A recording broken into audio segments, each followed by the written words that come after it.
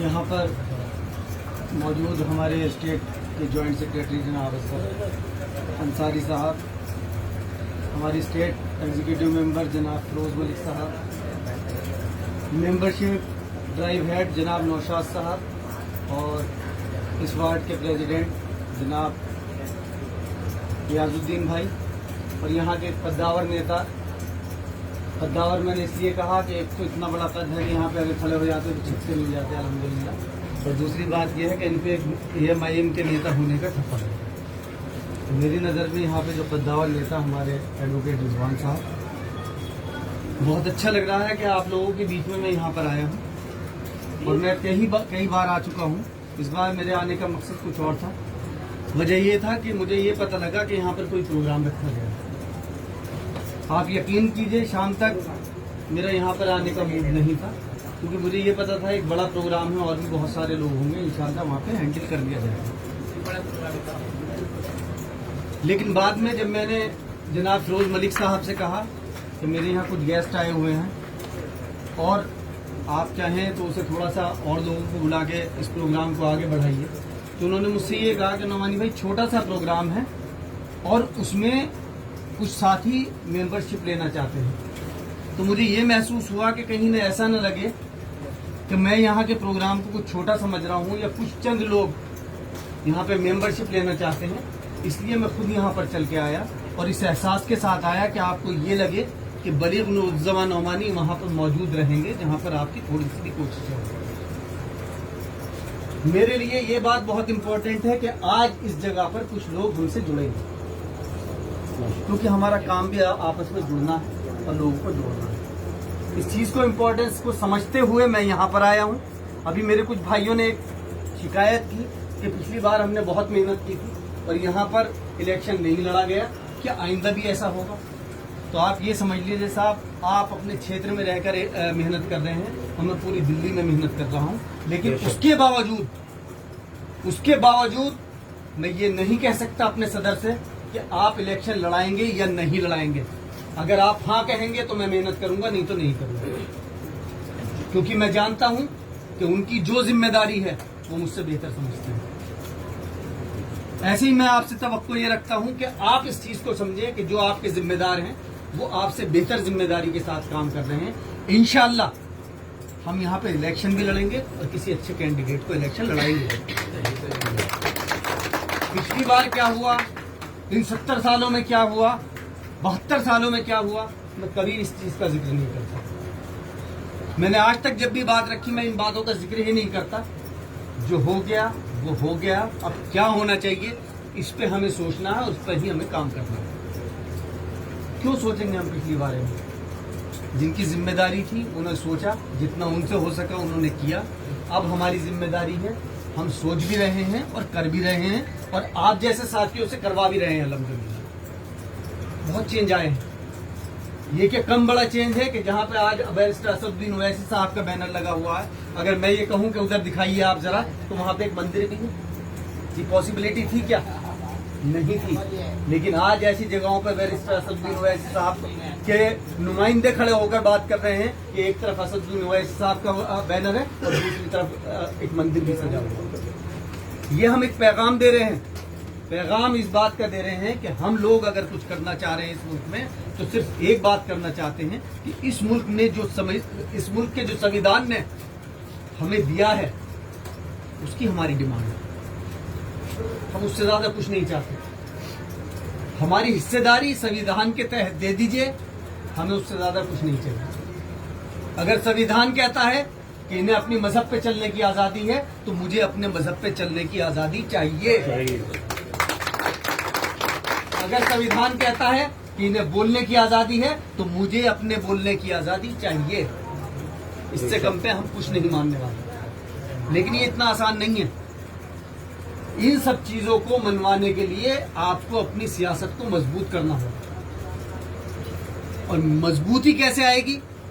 मजबूत तो हमेशा हम ये सोचते हैं कि हम दूसरे का झंडा पकड़ लेंगे और गंगा जमनी तहजीब के तहत आगे बढ़कर हम काम कर देंगे। हमने ईमानदारी से ये भी काम किए हैं, जिसका एग्जाम्पल पिछली गवर्नमेंट, दिल्ली गवर्नमेंट रही है। कि अगर उसे किसी ने वजूद में लाया है कोई, तो आप और मेरे जैसे भाई लेके आए हैं, लेकिन हमें उसके बावजूद भी वो चीजें नहीं मिलती जिसके हम हकदार हैं। यही लड़ाई है, इसी लड़ाई को लड़ रहे हैं बैरिस्टर असदुद्दीन ओवैसी साहब, और इसी लड़ाई को हम आगे लेकर चल रहे हैं अपने अपने क्षेत्रों में, अपने अपने वार्डों में। शुरुआत किसी भी पॉलिटिकल पार्टी की, किसी भी सियासत की, अगर मैं कहूं वार्ड से होती है तो इसमें कोई दो शक नहीं है। वार्ड से हम ये सीखते हैं कि हमें अपना वजूद कैसे दिखाना है, हमें अपना काम कैसे करवाना है। यहाँ पे गवर्नमेंटें नहीं बनती। कोई आके यहाँ पे कहने लगे कि साहब आप ओवैसी के साथ खड़े हो जाएंगे तो बीजेपी के आ जाएगी, तो इस वार्ड चुनाव से गवर्नमेंट नहीं बना करती। वार्ड चुनाव से आपके वजूद बना करते हैं कि ये अब इस वजूद में आ गए कि अपना एक काउंसलर लेकर पहुंच गए एमसीडी में, अब अपने काउंसलर से अपने क्षेत्र की सफाई का भी काम करवा लेंगे, अपने क्षेत्र की शिक्षा का भी काम करवा लेंगे, जो हमारी बुनियादी जरूरत है। मैं यहाँ पर एक एक बच्चे को जो यहाँ पे बैठे हुए भी हैं और एक एक बुजुर्ग को से ये बात कहना चाह रहा हूं कि अपनी जिम्मेदारी समझ लीजिए। और जिम्मेदारी क्या है?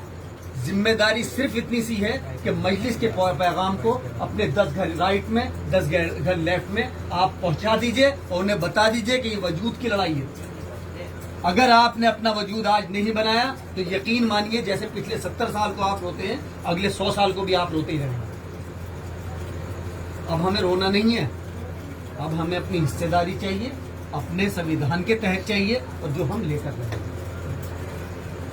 तैयारी 2022 में एमसीडी इलेक्शन से होगी और इंशाल्लाह आने वाले लोकसभा तक हम डटे रहेंगे और कहीं ना कहीं हम इंशाल्लाह नॉर्थ ईस्ट दिल्ली से अपना एक नुमाइंदा पार्लियामेंट में भेजेंगे। इसे अहद के साथ मंजिल दूर नहीं है अगर इरादा कर लें आप लोग। मैं फिर कह रहा हूं बार बार, और इरादा तो मुझे नजर आ रहा है।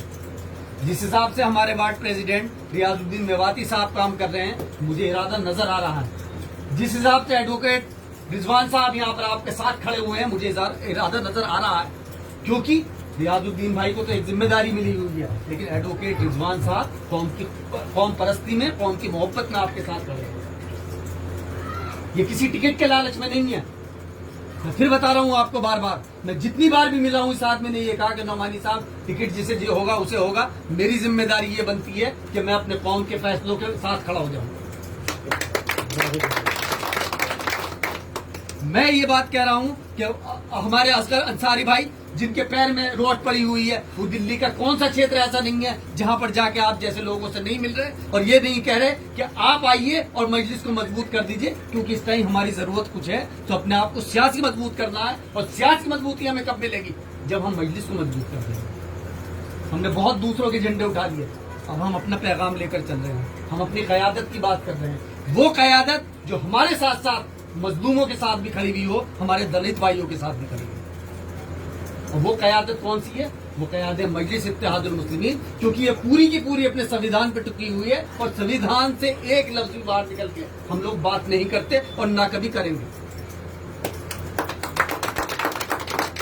बहुत लंबी बात नहीं करना चाहता मैं। यहाँ पर फिरोज मलिक साहब, डॉक्टर एडवोकेट रिजवान साहब और यहाँ के जो जिम्मेदार हैं जनाब रियाजुद्दीन साहब को मुबारकबाद देता हूं कि आप जैसे जुझारू साथी और दिन ब दिन जोड़ रहे हैं। और मैंने सुना है आज भी कुछ लोग जुड़ेंगे यहाँ पे, उन लोगों का मैं तहे दिल से इस्तकबाल करता हूँ मजलिस इत्तेहादुल मुस्लिमीन में, इस उम्मीद के साथ कि एक एक आदमी अपने साथ 100 आदमियों को आने वाले वक्त में जोड़ेगा यहाँ, क्योंकि हमें तादाद और हमें सर भी चाहिए, हमें वोट भी चाहिए। बिना वोट के आप कामयाब नहीं हो सकते, कामयाब नहीं हो सकते।